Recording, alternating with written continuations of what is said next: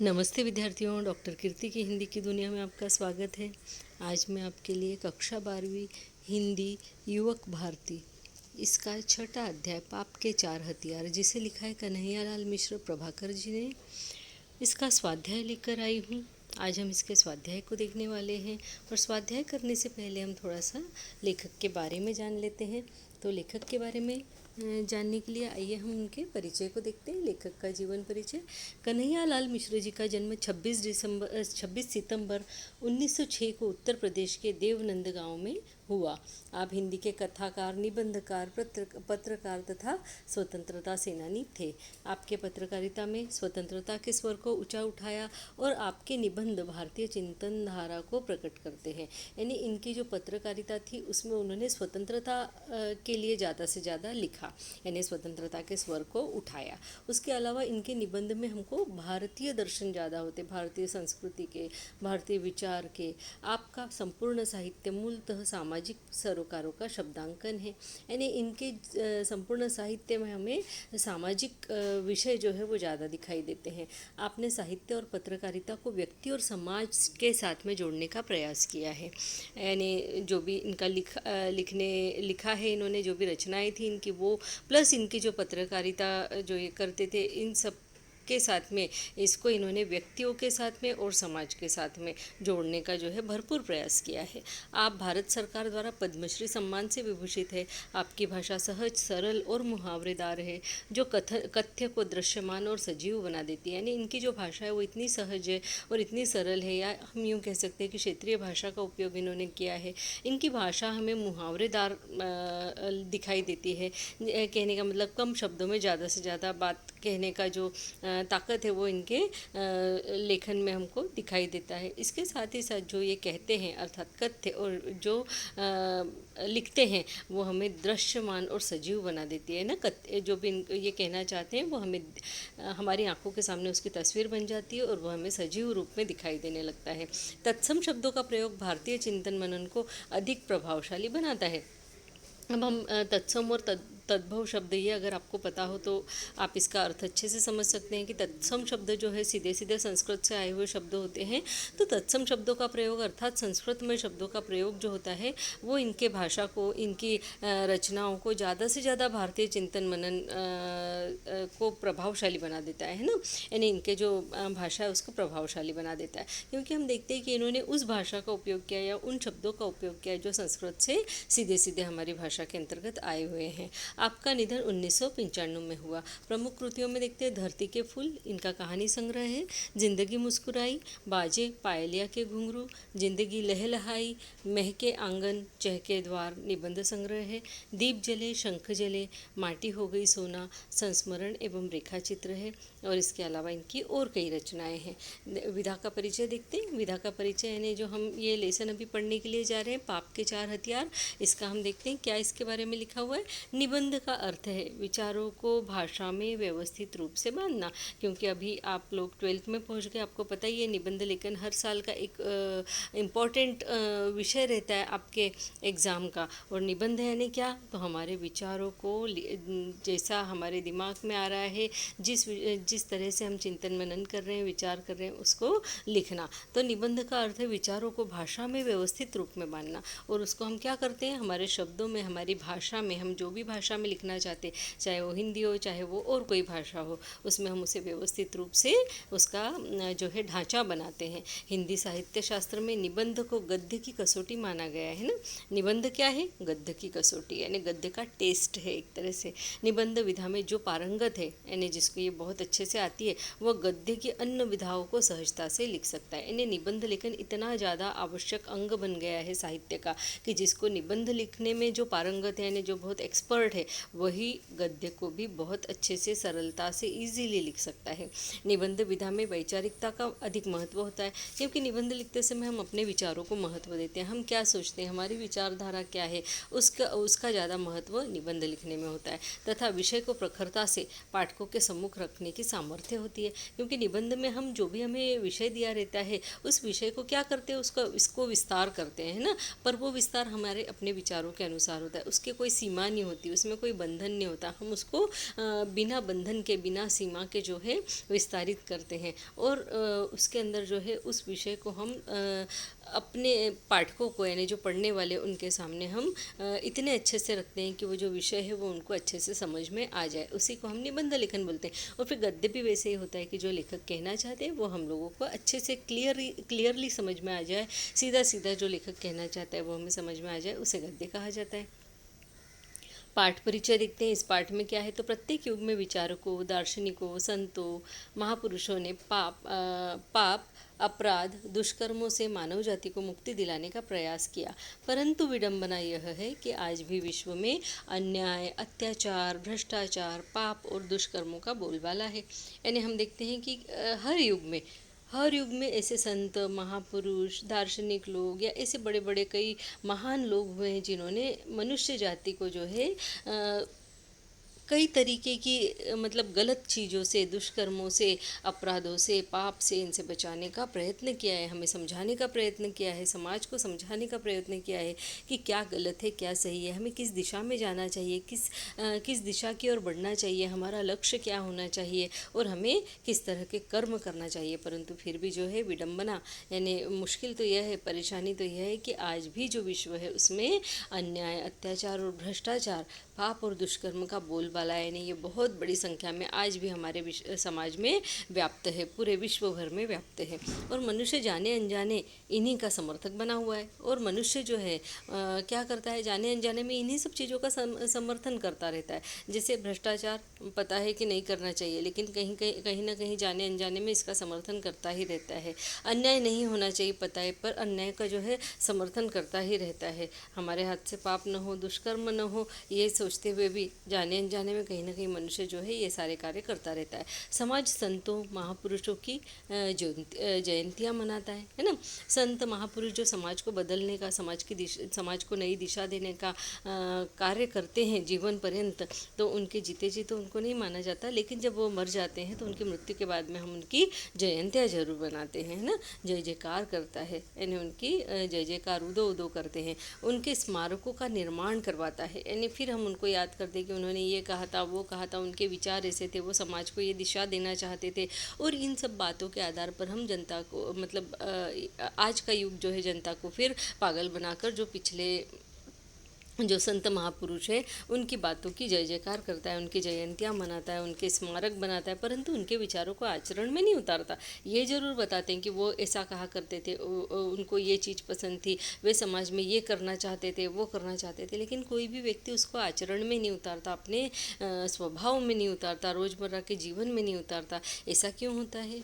यहाँ पे लेखक का सबसे बड़ा प्रश्न ही यह है कि ऐसा क्यों होता है। लेखक ने अपने चिंतन के आधार पर इस प्रश्न का उत्तर खोजने का प्रयास प्रस्तुत निबंध में किया है। अब कई प्रश्न जो है हमारे दिमाग में भी बन जाते हैं कि ऐसा क्यों होता है, वैसा क्यों होता है। तो उसके लिए लेखक के पास में एक उसका हथियार है, वो है उसकी कलम। और वो उस कलम से, अर्थात उसके पेन से लिखकर अपने विचारों को प्रकट करने में समर्थ है।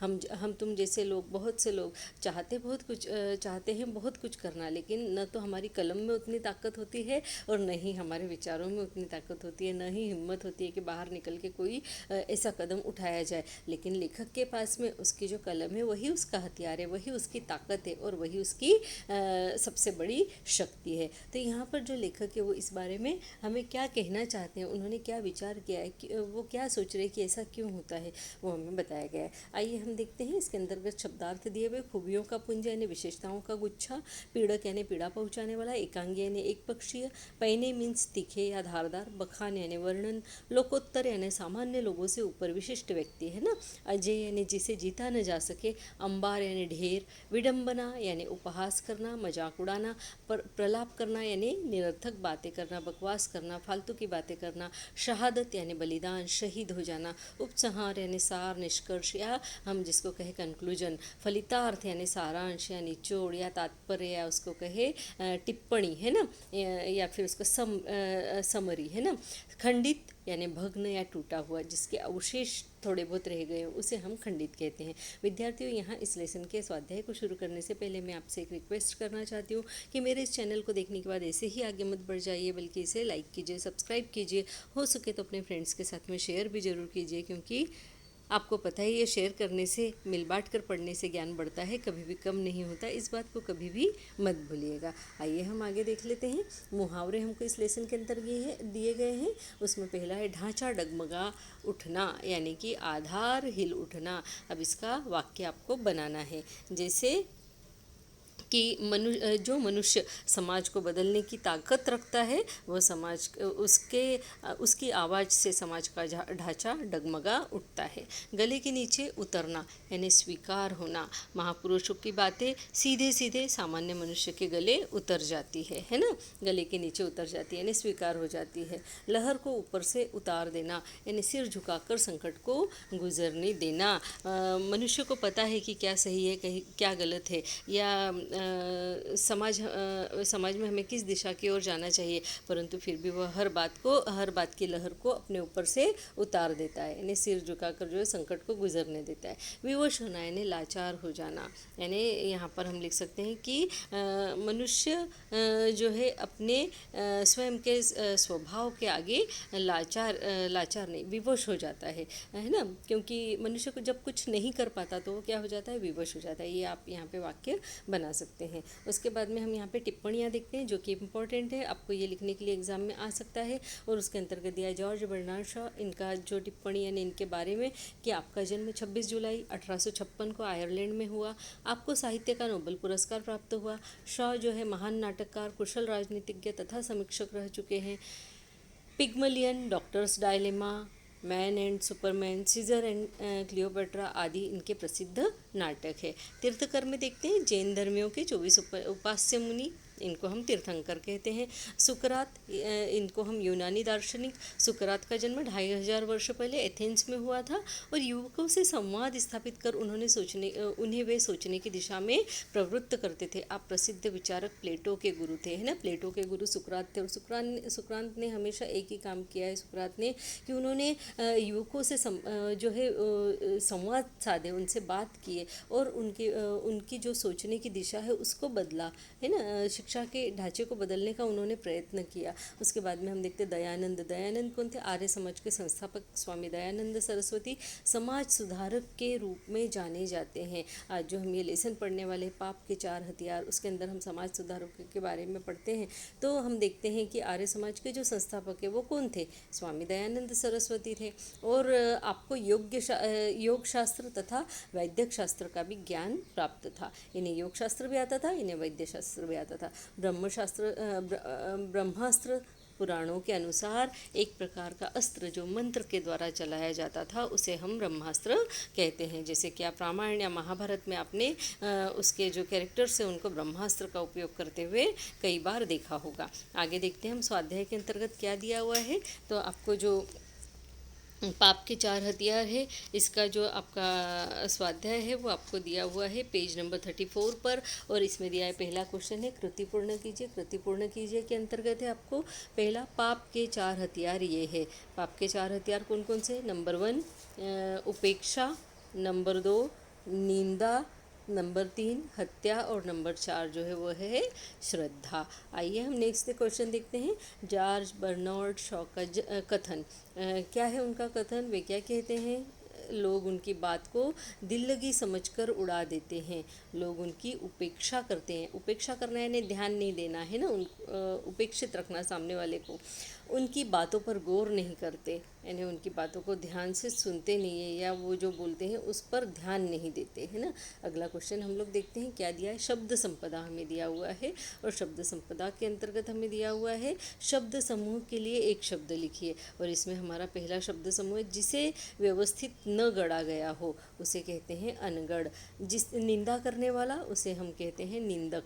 देश के लिए प्राणों का बलिदान देने वाला, शहीद। और जो जीता नहीं जाता उसे कहते हैं हम अजेय। आगे देखते हैं अभिव्यक्ति। अभिव्यक्ति के अंतर्गत आपको पहला प्रश्न दिया हुआ है कि समाज सुधारक समाज में व्याप्त बुराइयों को पूर्णतः समाप्त करने में विफल रहे। इस कथन पर अपना मत प्रकट कीजिए। विद्यार्थियों, फिर से एक बार याद दिलाना चाहूँगी, चैनल को लाइक, सब्सक्राइब और शेयर जरूर से कीजिए। आपका सब्सक्रिप्शन, आपके लाइक्स, आपके शेयर मेरे लिए बहुत मायने रखते हैं, उसी से मुझे नए वीडियोस बनाने के लिए फिर से प्रेरणा मिलती है, नई ऊर्जा मिलती है और मैं फिर से अपने कार्य में जुट जाती हूँ। तो याद रखिए और सब्सक्राइब जरूर कीजिए, शेयर जरूर कीजिए, लाइक जरूर कीजिए।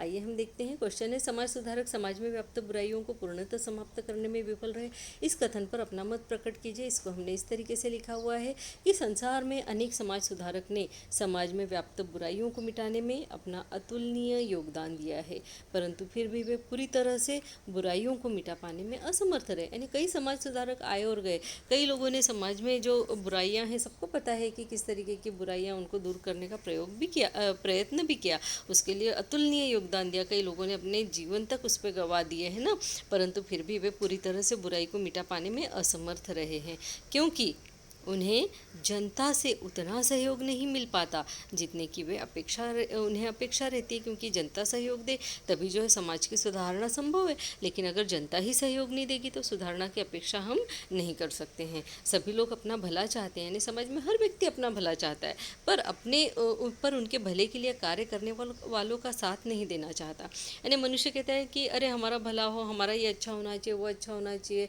यानी हम दूसरों को दोषारोपण करने में, दूसरे के ऊपर हमारी चीज़ों का जो है दोष देने में हम किसी के भी ऊपर डाल देते हैं। लेकिन हम ये नहीं समझते कि अगर कोई हमारे लिए अच्छा कार्य कर रहा है, समाज के लिए अच्छा कार्य कर रहा है, तो उसमें हम भी शामिल है उस समाज के कार्य में। इसका मतलब है कि सामने वाला जो समाज सुधारक है वो हमारे लिए अच्छा कार्य कर रहा है, फिर उसका साथ क्यों नहीं देते हैं ना।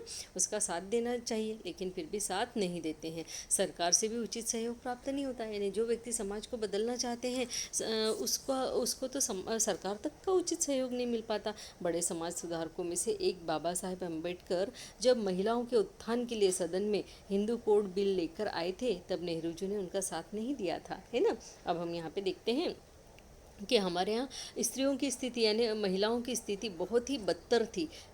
जब हम स्वतंत्रता के पहले से देखें, स्वतंत्रता के कई साल बाद तक जो है महिलाओं की स्थिति बहुत ज़्यादा दयनीय थी, बहुत ज़्यादा ख़राब थी। और इन सब चीज़ों के बारे में अम्बेडकर जी बहुत अच्छी तरीके से जानते थे। तो अम्बेडकर जी ने क्या किया था, स्त्रियों के उत्थान के लिए, महिलाओं के उत्थान के लिए, उनको आगे लाने के लिए, उनको शिक्षा प्राप्त हो, उनको नौकरियाँ प्राप्त हो, उनके अधिकारों के बारे में उनको जानकारी हो, इन सब के लिए जो है सदन में हिंदू कोड बिल लेकर आए थे वे। लेकिन उस समय जो नेहरू जी हमारे सरकार में थे, उन्होंने उनका साथ नहीं दिया था, है ना। जबकि महिलाओं के लिए कोई अच्छा कार्य करना उस समय बहुत ज़रूरी था, और सभी लोग कहते थे अरे महिलाओं की दशा सुधरना बहुत ज़रूरी है। सारे समाज सुधारक बोलते थे महिलाओं की दशा सुधरना ज़रूरी है। जवाहरलाल नेहरू जो है वो स्वयं भी कहते थे महिलाओं की दशा सुधरना चाहिए। फिर जब महिलाओं की दशा सुधारने के लिए हिंदू कोड बिल आया जब सदन में, तो क्यों नहीं उसका साथ दिया। यहाँ पर यही बात देखने लायक कि जितने समाज सुधारक हुए हैं, उन्होंने हमारे समाज को सुधारने के लिए कई प्रयत्न किए, लेकिन फिर भी वो उनके प्रयत्नों में पूरी तरह से सफल नहीं हो पाए। इसी तरीके से हम बाबा साहेब अम्बेडकर के बारे में एक और बात जानते हैं कि उन्होंने जात पात, ऊंच नीच, भेदभाव, इन सब चीज़ों को, छुआछूत, इनको मिटाने का भरपूर प्रयत्न किया। और इसी चक्कर में उन्होंने जो है बौद्ध धर्म को अपनाया और बौद्ध लोग समाज की स्थापना भी की। तो हम यहाँ पे देखते हैं कि समाज सुधारक स्वयं उस चीज़ के लिए कितना योगदान देते हैं, कितना बलिदान करते हैं, कितना अपने जीवन का त्याग करते हैं। अम्बेडकर जी जो है विदेशों में जाकर पढ़कर आए, सिर्फ किस लिए, तो समाज के उत्थान के लिए। भारत देश जो है आगे जाए, आगे बढ़े, उन्नति करे, प्रगति करे, उसका विकास हो, इस सब के लिए अम्बेडकर जी ने बहुत प्रयत्न किए। लेकिन उनके प्रयत्नों के लिए, उनके प्रयत्नों में उनका साथ देने के लिए अगर पूरी जनता और सरकार उनके साथ होती, तो फिर हमारे यहाँ महिलाओं की स्थिति कुछ और ही होती। तो हम यहाँ पर देखते हैं कि जबकि महिलाओं के लिए कोई अच्छा कार्य करना उस समय बहुत ज़रूरी था। बाबा साहेब हिंदू समाज में फैली हुई छुआछूत को समाप्त करके हिंदू समाज और हिंदू धर्म को मजबूत करना चाहते थे। उनका उद्देश्य क्या था, हिंदू धर्म को मजबूत करना, हिंदू समाज को मजबूत करना। क्योंकि आप बताइए, छुआछूत अगर रहेगा तो क्या समाज जो है वो मजबूत हो सकता है? नहीं। आधे अपने ही लोगों को हम दलित घोषित कर रहे हैं, अपने ही लोगों को हम जो है मतलब गिरा हुआ घोषित कर रहे हैं, उनके छुए हुए पानी को नहीं पी रहे, उनके जहाँ से वे चलकर जा रहे हैं उस रास्ते को धोकर उसके ऊपर चल रहे हैं। तो बताइए, जब हम अपने ही व्यक्ति को अगर गलीच समझे, अपने ही व्यक्ति को अगर नीचा गिराए, तो क्या हम मतलब उन्नति कर सकते हैं, प्रगति कर सकते हैं? उसी तरीके से यहाँ पे बताया गया है कि समाज को ऊंचा करना चाहते थे, हिंदू धर्म को मजबूत करना चाहते थे, और ये सब कब संभव था? जब हम हमारे परिवार से इसकी शुरुआत करें, क्योंकि परिवार में, हर परिवार में जो है महिलाओं की स्थिति बहुत ज़्यादा दयनीय थी। महिलाएं अगर शिक्षित हो जाए, अपने स्वयं के अधिकारों के बारे में जानने लग जाए, जागरूक हो जाए, तब वे अपने परिवार की जो है सुरक्षा करने में समर्थ हो सकती थी, अपने स्वयं की सुरक्षा करने के लिए समर्थ हो सकती थी। और अगर एक महिला शिक्षित होती है तो वो 3 परिवार को, 3 पीढ़ियों को जो है शिक्षित कर देती है। इस चीज़ का ज्ञान जो है बाबा साहेब अम्बेडकर को बहुत अच्छी तरीके से था, इसलिए वो जो है स्त्रियों की शिक्षा के लिए भी, शिक्षा का भी बहुत ज़्यादा समर्थन किया करते थे। आगे हम देखते हैं कि कोई भी वे हिंदू धर्म को मजबूत करना चाहते थे, लेकिन कोई भी हिंदू समाज का प्रतिनिधि उनके साथ खड़ा नहीं हुआ। क्यों? आप जब हिंदू समाज को आगे लेके जाना चाहते हो, हिंदुस्तान को आगे लेके जाना चाहते हो, तो एक जो व्यक्ति हिंदुस्तान को आगे ले जाने के लिए कार्य कर रहा है, पूरा अपना जीवन उसने उसके लिए लगा दिया, तो फिर उसका साथ क्यों नहीं दे रहे? इस उदाहरण से हम समझ सकते हैं कि समाज सुधारक क्यों पूरी तरीके से समाज की बुराइयों को समाप्त करने में विफल रहता है। क्यों ऐसा होता है? क्योंकि एक ही व्यक्ति अगर सब कुछ करना चाहे और कोई उसका साथ ही नहीं देना चाहे, तो किसी तरीके की बुराइयों को या किसी तरीके की गलत चीज़ को ख़त्म किया जा सकता है क्या? नहीं किया जा सकता। ये परिवार में भी लागू होता है, ये हमारे क्या बोलते हैं, राज्य में भी लागू होता है, और यही हमारे देश में भी लागू होता है, और ये संपूर्ण विश्व में भी लागू होता है। यदि समाज सुधारक अपने कार्य को डटकर करना चाहे भी, तो उसकी जान के दुश्मन उसे जीने नहीं देते। और जब समाज सुधारक बोलता है कि चलो कोई साथ नहीं दे रहा है तो कोई मुश्किल नहीं, मैं अकेला इस कार्य को करने निकलूँगा, उस समय उसकी जान के कई दुश्मन तैयार हो जाते हैं और उसे वो कार्य करने से रोक दिया जाता है। उसे अगर वो ज़्यादा विरोध करे तो उसकी हत्या वगैरह भी कर दी जाती है। तो यहाँ हम ये समझ सकते हैं कि हमारा जो टॉपिक था कि समाज सुधारक जो है समाज में व्याप्त बुराइयों को जानते हैं, परंतु फिर भी पूरी तरह समाप्त करने में विफल रहते हैं। क्यों रहते हैं? तो ये उसके रीज़न होते हैं। अगला क्वेश्चन हम देखते हैं कि लोगों के सक्रिय सहभाग से ही, ये आपके 3 नंबर के क्वेश्चन में आ दिया है कि लोगों के सक्रिय सहभाग से ही समाज सुधारक का कार्य सफल हो सकता है। इस विषय पर अपने विचार लिखिए। अब यहीं हम लोग देखते, कन्हैयालाल मिश्र जी भी यही बोलते हैं। क्या बोलते हैं? कि लोगों का सक्रिय सहभाग होना चाहिए, तभी तो सुधारक के कार्य जो है वो अपने कार्य में सफल हो सकता है। आइए देखते हैं इसके बारे में हम क्या लिख सकते हैं।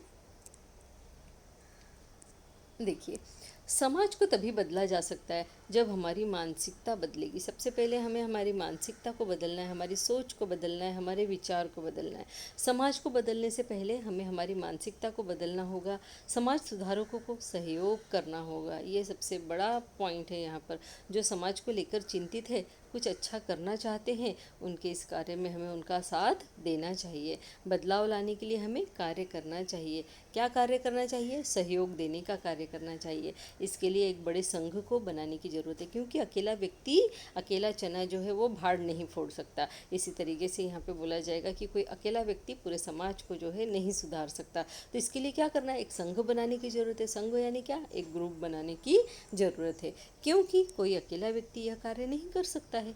समाज की विकृतियों यानी समाज में व्याप्त बुराइयाँ है ना, विकृतियाँ यानी क्या? समाज में व्याप्त बुराइयाँ। समाज की विकृतियों को सामने लाने का कार्य साधारण नागरिक ही कर सकते हैं। यानी कौन कौन सी बुराई किस किस क्षेत्र में है, उस क्षेत्र की बुराई को उस क्षेत्र का व्यक्ति ही बाहर ला सकता है। और ऐसे प्रत्येक क्षेत्र से एक एक व्यक्ति, 2-2 व्यक्ति चुनकर एक संघ बनाया जा सकता है, और वो संघ में जितने सदस्य होंगे वो सदस्य अपने अपनी क्षेत्रीय समस्याएं लेकर वहाँ पर आएंगे, और फिर इस तरीके से उसको सुधारा जा सकता है और समाज की सुधारना हो सकती है। तो यहाँ पे हम बोलते हैं कि समाज की विकृतियों को सामने लाने का जो कार्य है साधारण नागरिक ही कर सकते हैं ना। साधारण नागरिक जो है वो वहाँ के प्रतिनिधि को जाकर, अपनी क्षेत्रीय प्रतिनिधि को अपनी समस्याएं बताए, और क्षेत्रीय प्रतिनिधि जो है वो जाकर संघ को अपनी समस्याएं बताए, संघ जो है सरकार को बताए, और इस तरीके से जो है समस्याओं का अंत होता चला जाए, और जो है देश में एक जो समाज में जो है सुधार आता चला जाए। उनकी यहाँ पे क्या बोल रहे हैं? समाज की विकृतियों को सामने लाने का कार्य साधारण नागरिक ही कर सकते हैं।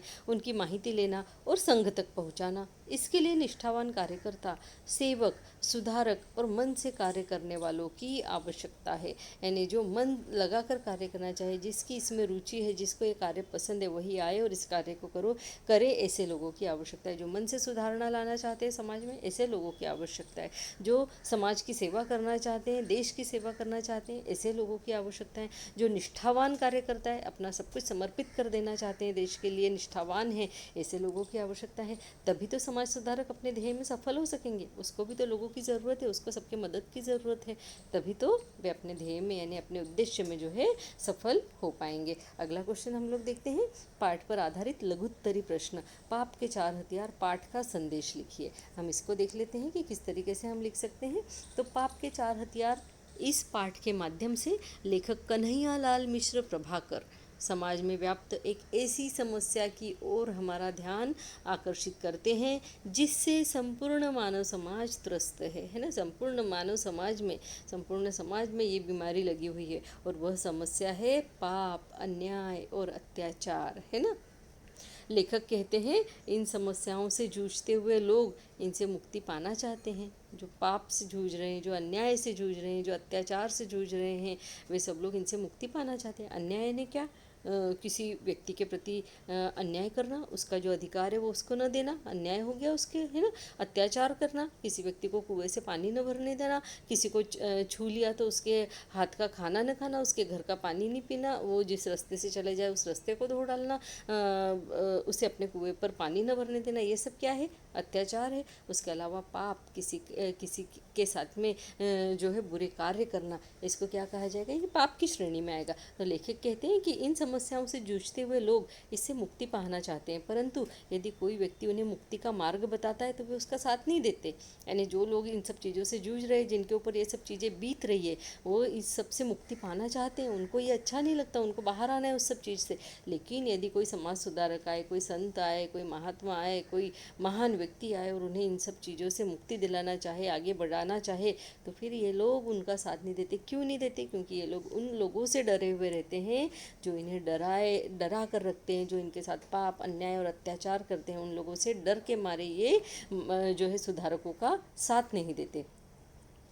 समाज सुधारकों की बातों पर ध्यान न देना, उनकी अवहेलना करना, उनकी निंदा करना और उपेक्षा करना, यही समाज सुधारकों की विफलता का एक बड़ा कारण बन जाता है। यानी वो जो कह रहे हैं उनकी बातें सुनना ही नहीं है, उनकी अवहेलना करना है ना, कि भाई जाओ, हमें नहीं सुनना तुम्हारी बात। निंदा करना है, जब वो चले जाए तो उनके पीछे उनकी बुराइयाँ, जो वो अच्छी बातें बता रहे उसमें से अच्छी बातें तो ध्यान में नहीं रखना है, लेकिन उसकी क्या बुराइयाँ हो सकती है, उसके विपक्ष में हम क्या बोल सकते हैं, वे करना, उनकी निंदा करना, बुराइयाँ करना, है ना, और उनकी उपेक्षा करना, यानी उनकी तरफ ध्यान ही नहीं देना।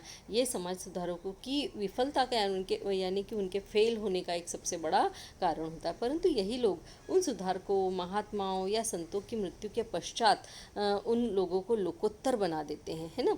और यही लोग जो उनका साथ जीते जी नहीं देते ना, जो इन सुधारक और महात्मा संत जो भी होते हैं, वे समाज को सुधारना चाहते हैं और उन लोगों का जब ये साथ नहीं देते, परंतु ये जब वे जिंदा रहते तब उनका साथ नहीं देते, लेकिन जैसे ये मर जाते हैं तो उनकी मृत्यु के पश्चात क्या करते हैं, उन्हें लोकोत्तर बना देते हैं। लोकोत्तर यानी एक विशिष्ट प्राणी बना देते हैं कि अरे ये सबसे महान व्यक्ति था, एकदम समाज का बहुत बड़ा समाज सुधारक था, और फिर उन्हें महान सुधारक, भगवान, तीर्थंकर, वंदनीय आदि बना देते हैं। वंदनीय यानी पूजनीय, है ना। तीर्थंकर यानी जो पूजनीय, तीर्थंकर यानी मैंने आपको बताया था कि तीर्थंकर में से 21 तीर्थंकर जो हुए उनमें से एक ऐसे बना देते हैं, भगवान बना देते हैं उन्हें, है ना, इस तरीके से। अर्थात इस समाज में जीवित सुधारक को कोई महत्व नहीं है। यानी जीवित व्यक्ति अगर कोई सुधारणा का कार्य करना चाहे तो उसको कोई इंपॉर्टेंस देता ही नहीं है, उसका कोई महत्व ही नहीं। वो उस समय मूर्ख है जब वो जिंदा है, जबकि उसकी मृत्यु के पश्चात उसके समान महत्व रखने वाला कोई और नहीं है। यानी जीते जी वो व्यक्ति के समान मूर्ख व्यक्ति कोई नहीं है, और जब वो मर जाए तो उसके समान जो है महत्व रखने वाला इम्पोर्टेंट और बुद्धिमान व्यक्ति कोई नहीं है। ऐसा हमारा समाज है। तो हम देखते हैं आगे। तब उसकी जय जयकार करने वाले ये वही लोग होते हैं जिन्होंने जीते जी उसका साथ नहीं दिया होता है ना। ये सब वही लोग होते हैं जो जीते जी उसकी निंदा करते हैं, उसकी उपेक्षा करते हैं, उसकी अवहेलना करते हैं, उसकी बात को नहीं मानते हैं, उसका उसका साथ नहीं देते हैं, लेकिन जैसे ही वो व्यक्ति मर जाता है तब उसकी जय जयकार करते हैं, फिर बोलते हैं कि इसके समान कोई नहीं, ये तो हमारा भगवान है और इसने तो समाज के लिए ये कार्य किया। उनके विचार जो है हमें प्रेरित करते हैं कि हम समाज के लिए कोई कार्य करें। लेकिन कोई भी अपने आचरण में उतारना नहीं चाहता, अपने स्वभाव में उन चीज़ों को उतारना नहीं चाहता, क्योंकि जीते जी उनका साथ नहीं देता, फिर मरने के बाद ही उनको जो है महान बना दिया जाता है। यहाँ लेखक यह संदेश देना चाहते हैं, यानी हमें इसका संदेश पूछा गया है कि इस लेसन से आपको क्या संदेश मिलता है पाप के चार हथियार से। तो हम यहाँ पे कहेंगे कि यहाँ लेखक यह संदेश देना चाहते हैं कि सुधारकों और उनके विचारों पर समय रहते ध्यान देने और उन पर अमल करने तथा उनका साथ देने से समस्याओं का अंत होगा, न कि उनके स्मारक या मंदिर बनाने से। यानी जब वो जीते जी हमारे लिए कुछ करना चाह रहे, समाज के लिए कुछ करना चाह रहे, तो पूरे समाज का भी कर्तव्य है कि वो उनका साथ दे,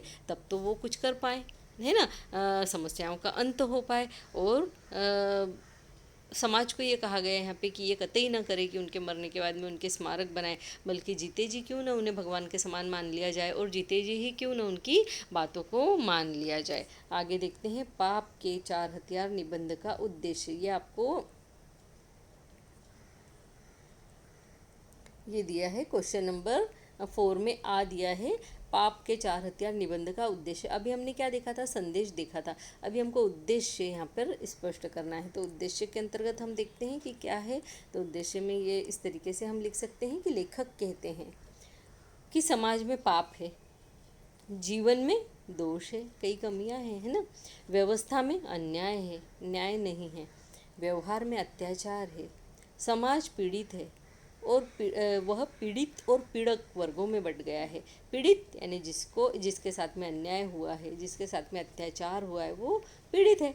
और पीड़क वर्ग जो दुखी वर्ग है ना, इससे पीड़क वर्ग जो उसको दुखी कर रहा है ना, वो ऐसा वर्ग है। इससे लोगों को मुक्ति दिलाने के लिए जो समाज सेवक, संत, महात्मा प्रयास करते हैं, उन्हें समाज की उपेक्षा, अवहेलना और निंदा का शिकार होना पड़ता है।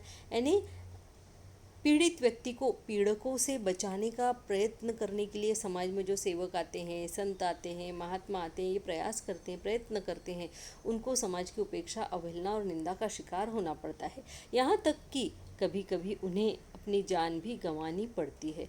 यदि लोग सुधारकों के जीते जी उनके विचारों को अपनाएं, चारों ओर व्याप्त बुराइयों से निपटने में उनका साथ दे और उनके संघर्ष के साथी बने, न कि विनाशी। यानी हम क्या करते हैं, उनके संघर्ष, वो जो समाज को सुधारने के लिए जो संघर्ष करते हैं, उसमें हम उनके साथी नहीं बनते, बल्कि उनके उन संघर्षों के विनाशी हम बन जाते हैं, है ना।